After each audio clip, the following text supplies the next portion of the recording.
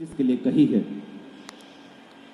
अगर आप चाहते हैं कि 2025 में जो चीजें मैंने बोली हैं आप उनमें ना आए, आप उस इकोनॉमी के डिप्रेशन का, उस महंगी की तलवार का जो चलने वाली है, आप उसमें अगर नहीं आना चाहते हैं, वो पाप, वो इंटरनेट पे वो चीजें जो आपने कभी नहीं देखी, वो रोना और करलाना भी बहुत अजीब तरीके का मैंने देखा है आने वाले महीनों में, अगर आप चाहते हैं कि आप उनमें शामिल ना हो तो परमेश्वर ने कहा मेरे लोगों को बता कि तुम्हें बलिदान चढ़ाने होंगे।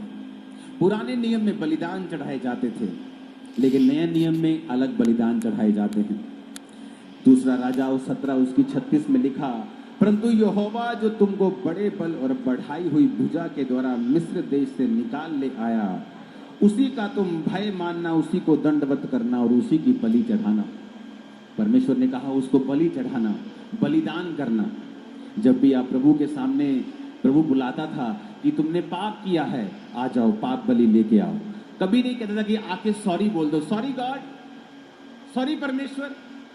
परमेश्वर कहता था सॉरी बोलना है, बलिदान लेके आओ, साथ में मेल मिलाप करना है, बलिदान लेके आओ, बैल लेके आओ, भेड़ लेके आओ, उसे चढ़ाओ।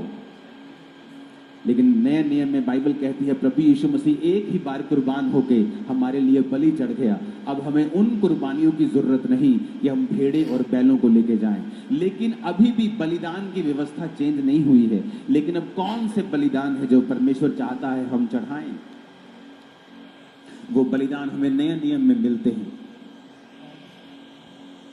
पहला पत्रस 2 उसकी 5 में लिखा है, तुम भी आप जीविते पत्थरों के समान आत्मिक घर बनते जाते हो, जिससे याजकों का पवित्र समाज बनकर ऐसे आत्मिक बलिदान चढ़ाओ जो यीशु मसीह के द्वारा परमेश्वर को ग्रहण योग्य हो। कहता आत्मिक बलिदान चढ़ाओ। पहले तुम परमेश्वर बकरों को, बैलों को मांगता था कि अगर तुम्हें पाप बलि चढ़ानी है बैल लेके आओ, भेड़ लेके आओ, होम बलि चढ़ानी है, मेल बलि चढ़ानी है, बैलों और बकरों को वो लेके जाते थे। लेकिन जीसस ने एक ही बार अपने आप को चढ़ाया, अपना लहू लेके पिता के सामने गया और हमारे लिए एक ही बार वो कुर्बान हुआ। लेकिन बलिदान बदले नहीं है, हाँ उनका रूप बदल गया है। अब परमेश्वर कहता है ऐसे आत्मिक बलिदान चढ़ाओ जो परमेश्वर को ग्रहण योग्य हैं।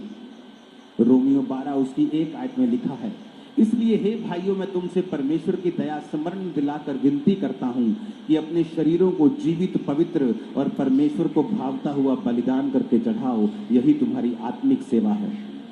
वो कहता है अपने शरीरों को जीवित चढ़ाओ परमेश्वर के सामने। इन्हें अपवित्र मत करो, इन्हें व्यभिचार में मत लगाओ, इन्हें ब्लू फिल्में देखने में मत लगाओ, इन्हें नशे करने में मत लगाओ। अपने शरीर को जीवित रखो परमेश्वर के लिए और पवित्र करके परमेश्वर को भावता हुआ बलिदान करके कहता उसे परमेश्वर को चढ़ाओ, यही तुम्हारी आत्मिक सेवा है। परमेश्वर ने मुझसे डायरेक्ट कहा है, अगर आप सिंपल बिलीवर हैं, just you are a believer, कोई खास आपकी प्रार्थना नहीं है, just you are a believer, आप जीसस में बिलीव करते हैं, मैं आपको बता रहा हूं शैतान जो सोच के बैठा है 2025 में, जिस तरह से इंटरनेट के ऊपर महंगी के द्वारा, महंगाई के जो चीजों के द्वारा, इकोनॉमिक डिप्रेशन के द्वारा वो जिस तरह से सोच के बैठा है, मैं आपको बता रहा हूं आपको परमेश्वर की जरूरत हर साल